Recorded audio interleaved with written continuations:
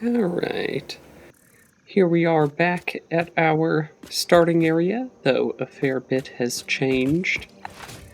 So this is where I'm planning to build what I'm calling our Essentials Factory, right up here on this plateau.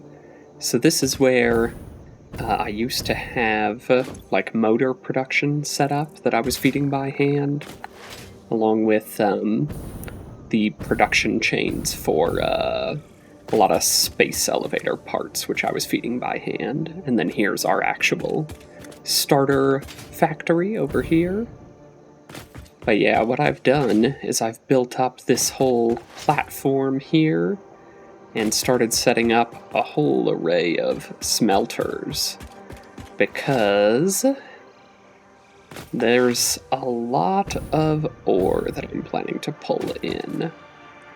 So, over here we've got 3 normal iron nodes, a limestone over there, a limestone over there that I was just going past, a couple of impure iron nodes over here, a copper over here, copper way out there that we are currently using for our starter factory, and then the 6 impure iron nodes that are being used for that starter factory. Oh, along with another impure limestone just down there. And I am hoping to pull all of those nodes into this one factory here. We'll see how that goes, but it's going to require a lot of smelting. So I think we have 21 smelters over here.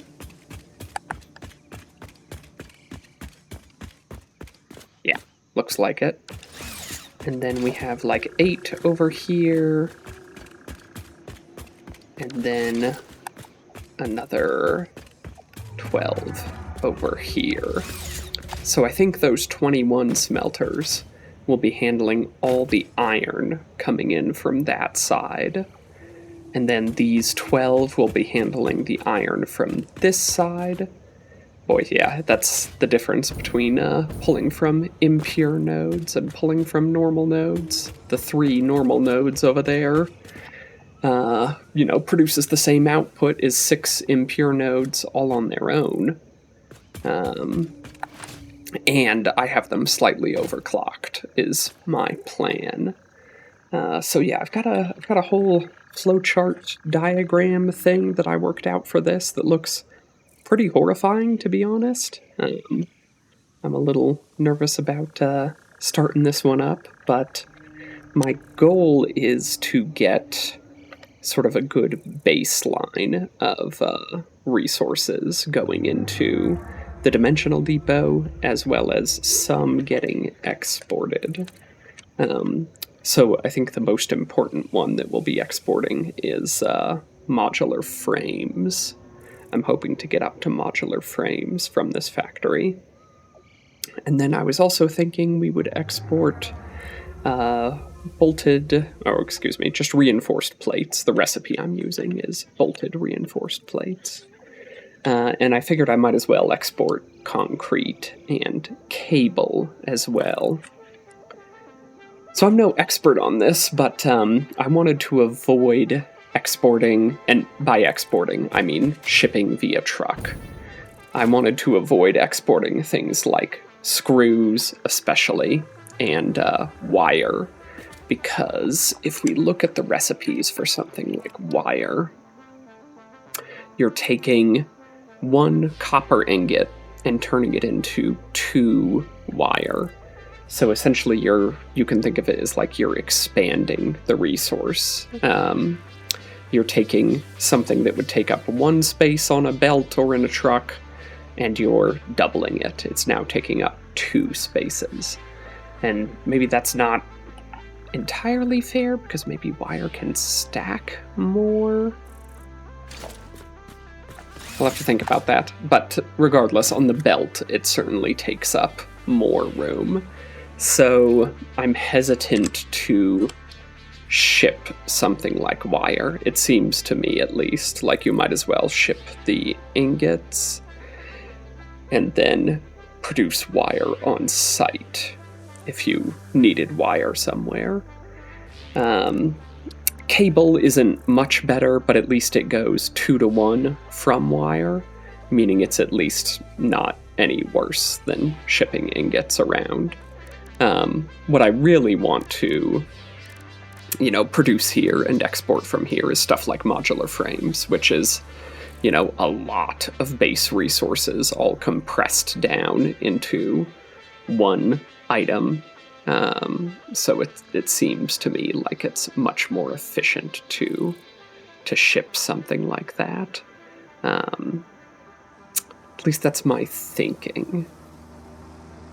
And then this factory will also be producing a fair bit of stuff that is going to go into the dimensional depot, even if I don't actually ship it anywhere.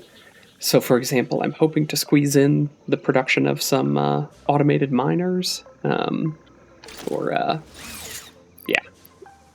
some of these portable miners, I should say, using the automated miner alternate recipe. I'm also hoping to, take a lot of the intermediate things that I'll be constructing at this factory, like wire and iron plates, for example, and put those into the dimensional depot from here, so that, using the same prioritization style mechanism that I was using over at the quartz factory, so that it will fill my player inventory if it's running low, and then divert, those resources on to further production as soon as the dimensional depot fills up again. So that is my thinking. Let's see, I also adjusted our power lines over here, so I've got this run here that I worked on earlier, and then I slightly moved this run as well and have it attached up under here. And I was thinking a bit more about it, and I think that instead of making one centralized location for batteries for power storage for this variable network, this green power network of ours, I might as well just place a handful of batteries everywhere that I'm creating, truck stations or train stations, that sort of thing.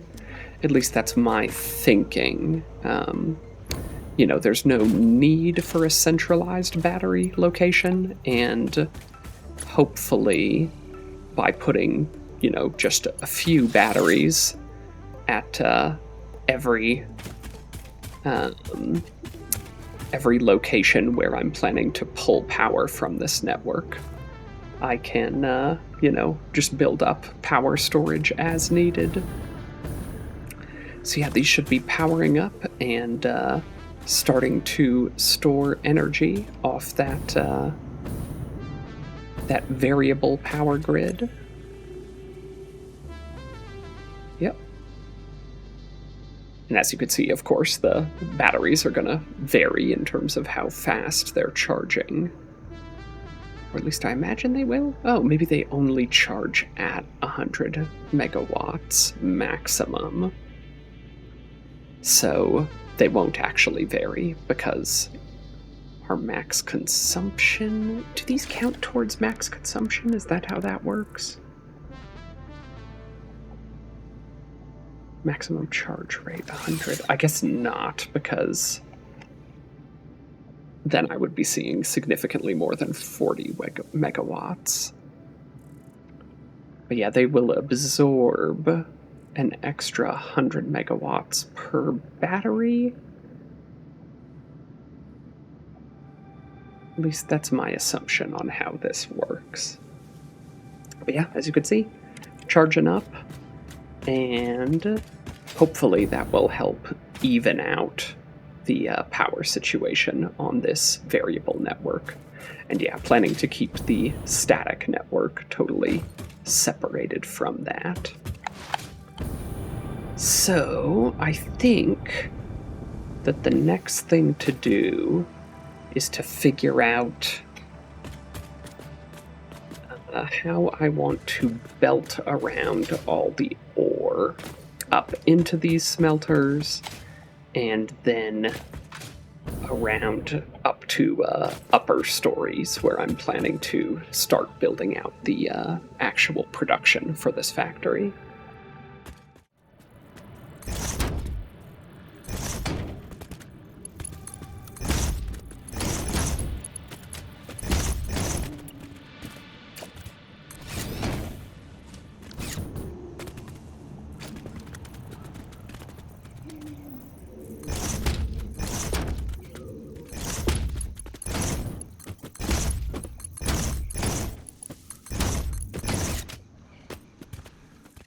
Alright, here we are.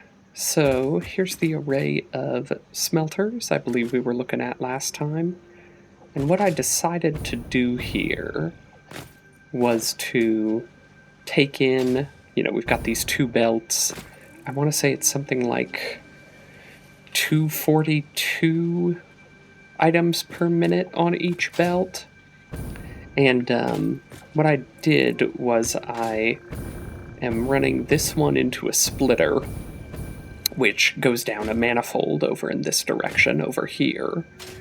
But I also have it go this way and then split off into a merger here that goes on to the other line coming in. And the point of this is basically to take the excess resources that will exceed the capacity of this manifold, and to send them onto this merger, merge them onto this belt, and then send them down this other manifold. And I believe that'll work. It'll be a little weird at the start because this belt here, it's only a Mark 1, but it's still going to be, pulling close to, 30 at first, and then maybe up to 60 items per minute off of this input. So for a bit, we'll essentially be getting too many resources coming off of this input and then over through onto here. But, that's how manifolds work. Eventually, all of this will back up. And then any excess here, in excess of the 60 per minute, will instead be pushed back up to here and out that side of the manifold. So I'm not entirely sure how it's going to balance out, but so yeah, that's how I decided to approach that. And you may notice I have also put a whole nother upper floor on top of this thing. And if we follow this ladder up, which doesn't quite complete, but I've got a jetpack, I have placed, I think, all the machines that will be necessary for this factory. Now, I haven't hooked them up yet. I haven't actually run belts to them, because I figure that might be interesting to see how I'm doing it and, at least get an overview of how I'm expecting this factory to work. But basically all I've done is just laid out the machine counts with the appropriate recipes that I think will be needed to get this factory operational. So in terms of routing these things, I was experimenting over here. I'm planning to have little setups like this, where I have a set of machines that are fenced off, and then I pull in resources from under the floor here, and I'll probably just punch the resources back down through the floor, and then do all of my my belt splitting and weaving and such underneath on the bottom here. Probably hanging off the roof, though I might come down to the floor if it's going to be, at all involved, involving any number of splitters or mergers, most likely. I think that each of these is outputting 20 per minute, so 3 of them can be merged together into a single Mark 1. So that's what I was going to try to do, is just have setups something like that, and then a single Mark 1 conveyor going down through the floor. And I think that'll look pretty good. Things might get a little more awkward on these ones. My thinking was to do something like this, where I'm combining sets of 3, and then this here would take a separate set of 3.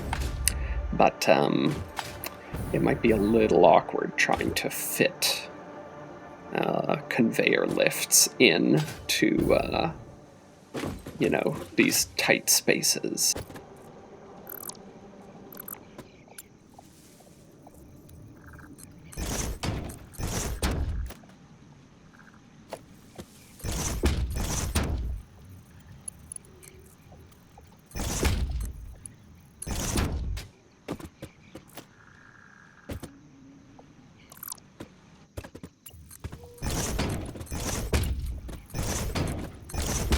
Alright, so yeah, I think that's going to work fine. And I'll just repeat a similar process here, and then probably the same for setting up all of these floor holes. Alright, here we are, back again. Sun's just coming up. And I have gone through and organized all of these, put up little fences around them, and punched their conveyor inputs and outputs through the floor. And hopefully everything's hooked up properly. Let's see. Oh, I did also make a minor modification over here. So I was realizing that in my initial diagram, I basically only included copper being used for wire production. So I had planned to have 16 constructors making copper wire, and then I believe 8 making cable. But I realized that I hadn't included copper sheets at all. So what I did was I took 2 constructors that were making copper wire, and I switched those to making copper sheet. And then I deleted the 2 constructors that were next to them in line. And I did a very similar process for the cable. I took 1 constructor that was making cable, and I deleted the constructor next to it. I think the next task is to first hook this up. Yes. So yeah, that's much better. It's definitely not even, which might bother me, but, it's serving its purpose of at least giving us some decent floor lighting to work with. Oh, and it was also occurring to me that I'm sort of repeating a mistake that I made earlier, in that we have this objective up in the upper right-hand corner to make a whole bunch of parts to complete Phase 3. And it was occurring to me while I was working on this and working upstairs that all of my original factory production out here was more or less sitting idle. It is working now because I went ahead and pulled some resources out of it, because my thinking is that even though I had planned to, and I am still planning to set up a bunch of factories to fully and properly, automate a lot of our resources, I really should at least get some resources producing right now so that I don't have machines just sitting idle. I want to be trying to make as much progress as I can. So that's what leads us to these storage containers out here. So the first one that I should get running is for versatile frames. So versatile frames, I need 2,500 of those. And that is going to take a long time, at least with one machine. I think I calculated this at like close to 6 hours. 100 divided by 7.5 per minute divided by 60. Yeah, like close to 6 hours. So having one machine producing is honestly probably not enough, but I will feel just a bit better having one machine going constantly while I start setting up my other factories. And yeah, gosh, this manufacturer is massive, absolutely massive. Oh, I got an achievement for building that for the first time. Nice.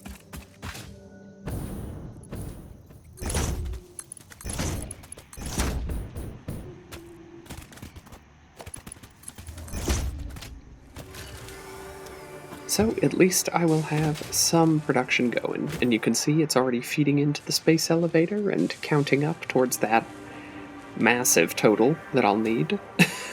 But I feel a little bit better now that something is actually making progress on that.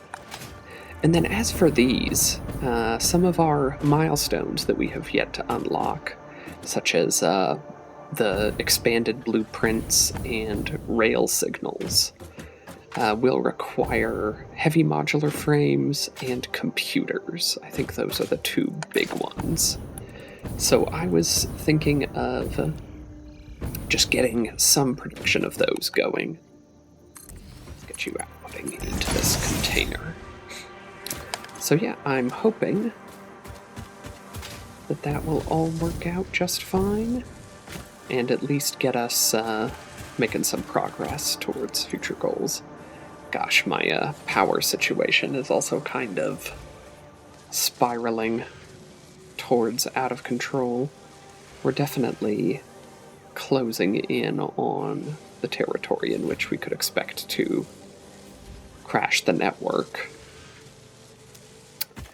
But we shall see. I do have a priority power switch on the coal plant, so the coal plant shouldn't crash entirely.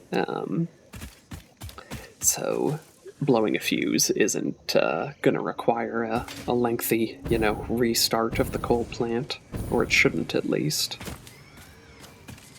So I'm not as worried about it. I guess we'll see how close we can get to the power budget.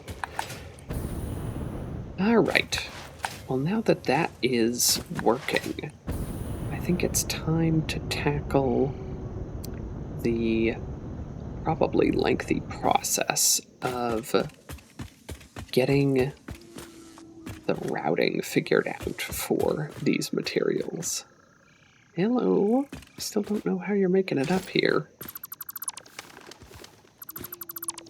Oh, man, you flutter.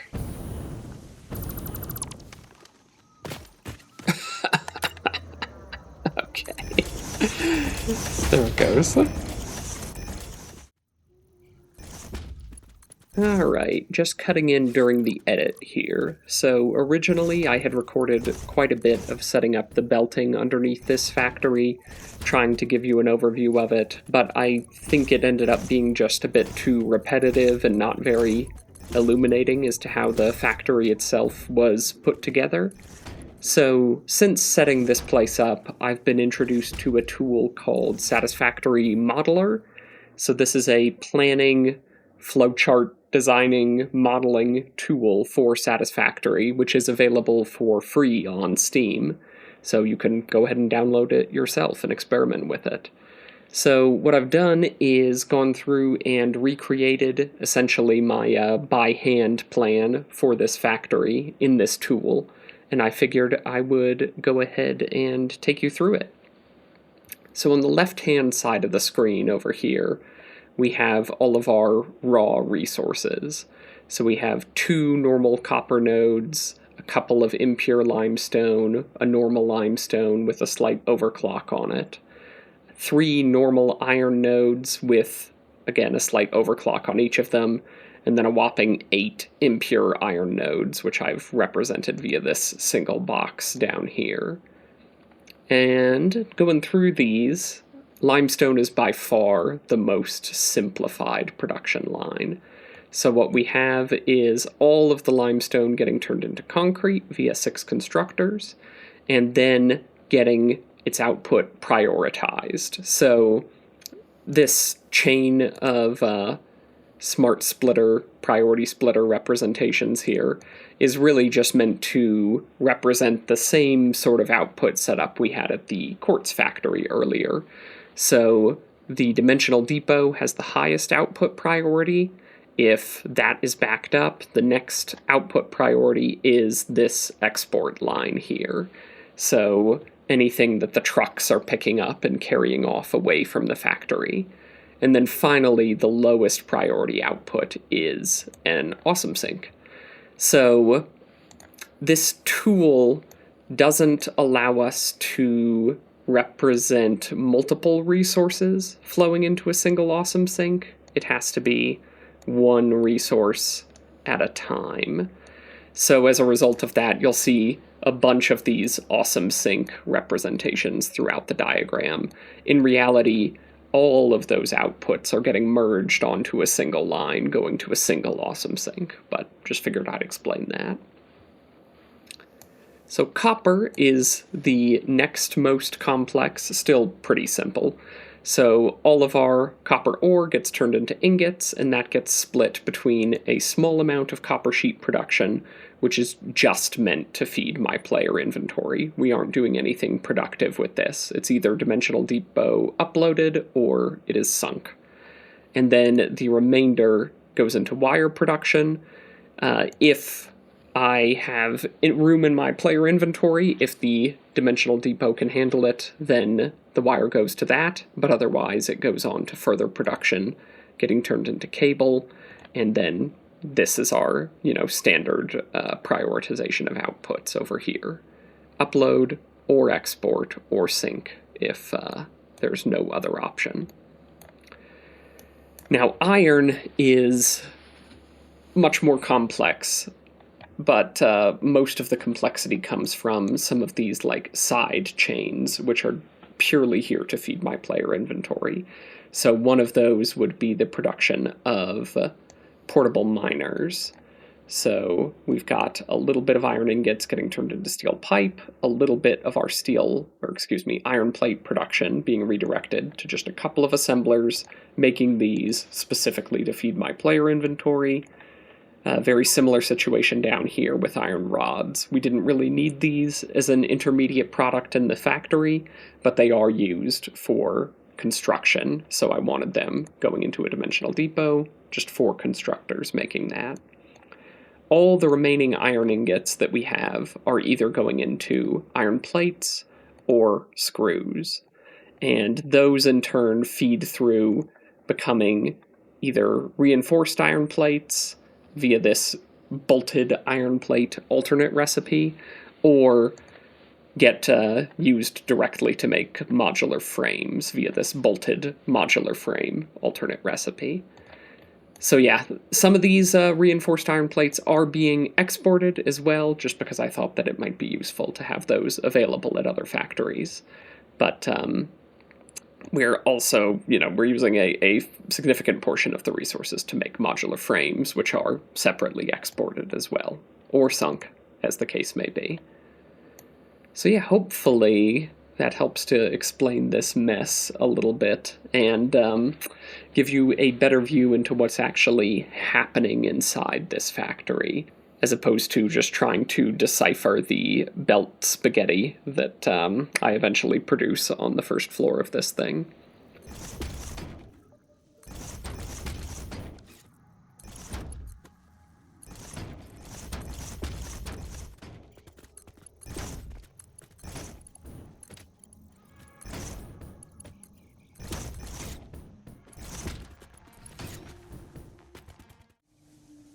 Alright, here we are back again atop what will hopefully soon be our Essentials factory. And first of all, let me address that tracker in the upper right of the screen up there for, what are they called? Versatile frameworks? So when I put that down, I think I commented that it would take an absurd amount of time for that one manufacturer to complete 2,500 versatile frameworks. I don't really know how to explain what has happened. Got caught up working on the belt work for this factory, maybe left the game running while I was away for a little bit as well. And what do you know? It's getting pretty darn close to done. And here pretty soon, I figure maybe we'll go down there and swap it over to the next component, if that's something we can reasonably produce. It's modular engines, that's right. Okay, so it might be a similar situation there. But in the meantime, let's take a look at the belt work for this factory that I've been working on. There it is. It is both beautiful and terrible. So here's the side where I started. And I think that this was all our initial iron production, at least on this side, as well as routing up to the bulk of our screw production, I think. Yeah, something like 20 machines doing cast screws. But, as you can see, I have belted up, I think, everything else. And you might notice this horrible mess that kind of is localized back here. So I had the thought of routing all of the materials up that I am planning to put into Dimensional Depot uploaders, and into the Awesome Sync for that matter.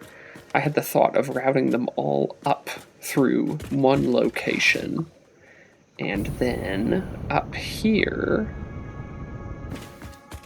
plan to have a little glass enclosed column of conveyors that will be carrying all those materials. So it'll just be a nice little visual way to see stuff flowing out of the factory. But yeah, it definitely resulted in some complexity down below, to say the least.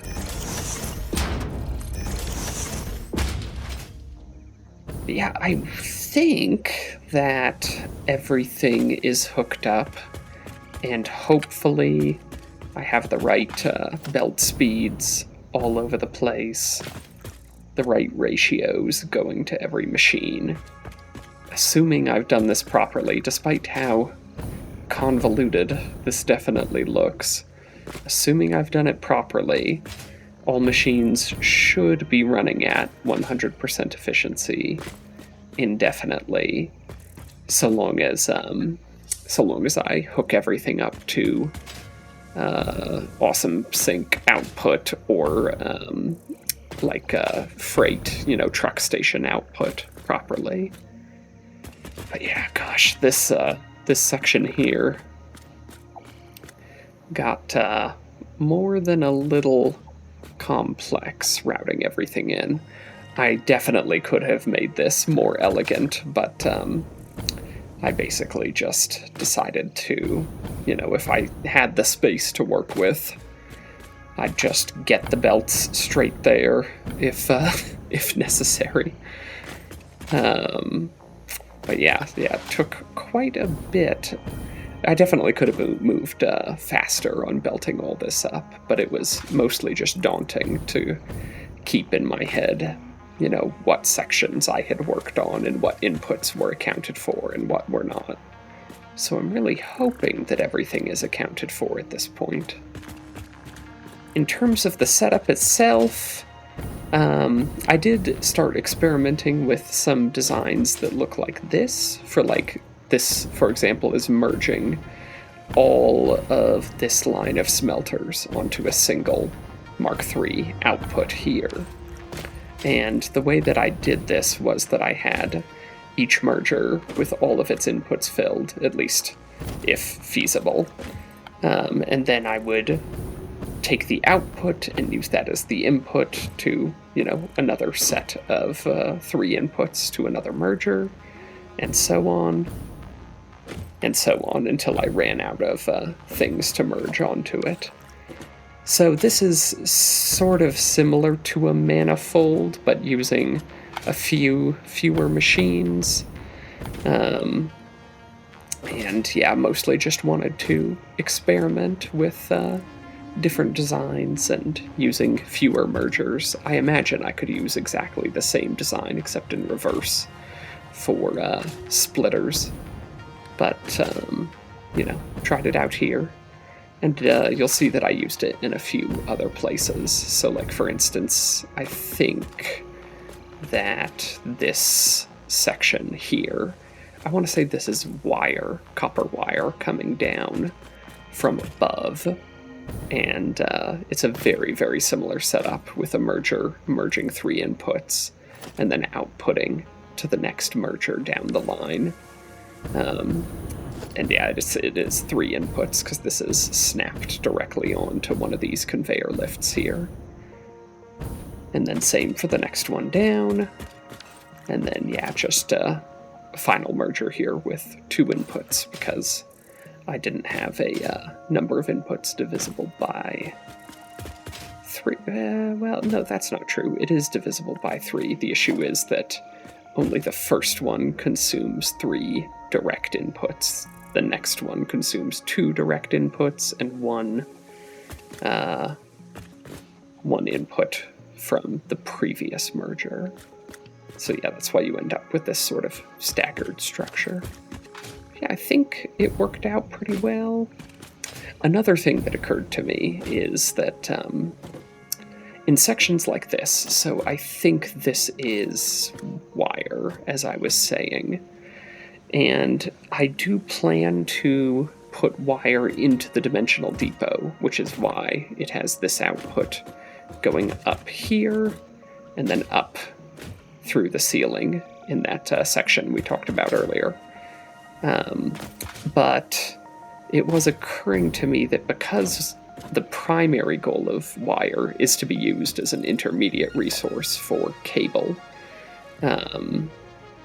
I don't really need to worry about having a smart splitter here that can take all of our wire output and direct it to the dimensional depot, because I'm probably going to be limited by upload speed there anyway. So instead of using a Mark IV belt and having it be only partially populated, because I can't remember the exact output of copper wire, but it's not 480 per minute.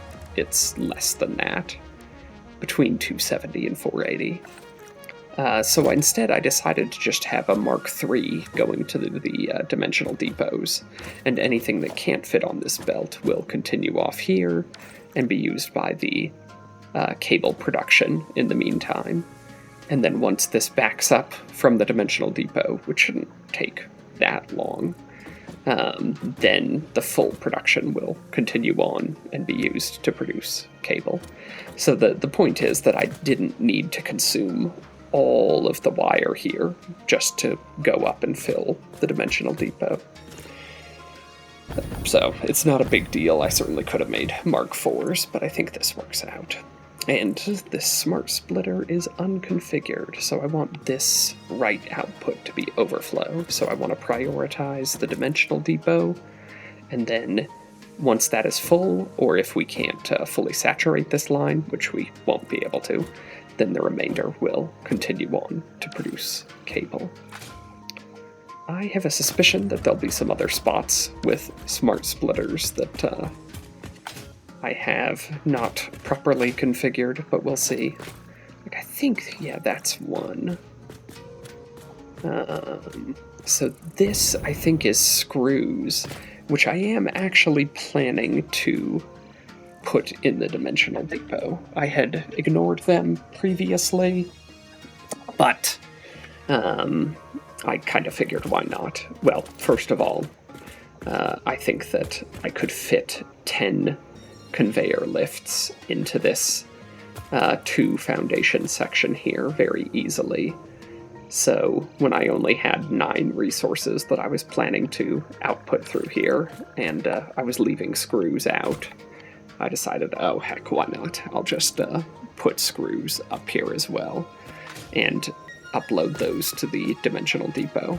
I'm not sure if I'll need screws directly in there, because they aren't used for many buildings or machines, to my knowledge. But maybe handcrafting something at some point will need screws, so no harm in having them in there. But yeah, let's take a look at this smart splitter. Okay, I did configure this one. So let's see, center output is any, left and right are overflow. So the center output is going to the dimensional depot. And yeah, I did the same thing here, where you could see it's a Mark IV belt coming in, it's only a Mark III going to the depot uploader, because I don't think I need the full output of resources going there, necessarily. And then left and right are both overflow, because this is actually being used as a proper splitter. You can see it's actually snapped onto a conveyor lift in there. So that's the right output of that splitter. And then the left output continues down to another conveyor lift, which goes up to the next machine. And I think both of these are producing modular frames, at least I want to say. So yeah, that's basically the gist of it. Some sections I think look pretty decent, and some sections definitely do not. But I'm hoping that everything is at least hooked up properly. Now, what I haven't done is routed all of our actual raw resources into here. So I figure that's what I'll be working on now. So a few things before we start on that. One is, because I'm going to be repurposing all of these materials, I was thinking I might as well go around and start turning off these miners. And that way, resources will start slowly draining out of this factory. And then I can disassemble these and start routing their resources into the new factory instead. I'm a little concerned about this because I think there's a few things like rotor production, which I'm not planning to put in the Essentials factory, so they only are produced here. So I'm a little worried about that, but I'm hoping that this is finally about the right time to start turning these off. And I'll have to start thinking about producing rotors here at the next few factories very soon. Let's see, so that was all of these iron producers switched off. I think I switched off the limestone. I need to switch off the copper miner way out here.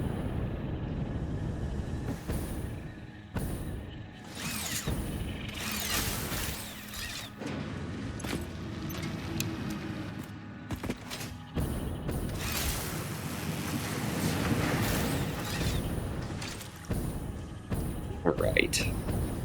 So, I want to say that that's just about it for this factory in terms of raw resources.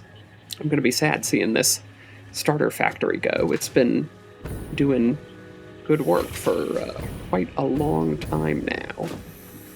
But I'm hoping that this new setup up here is worthwhile instead. That's going to be the end of today's episode. Thank you all for joining me, and I hope to see you in the next one.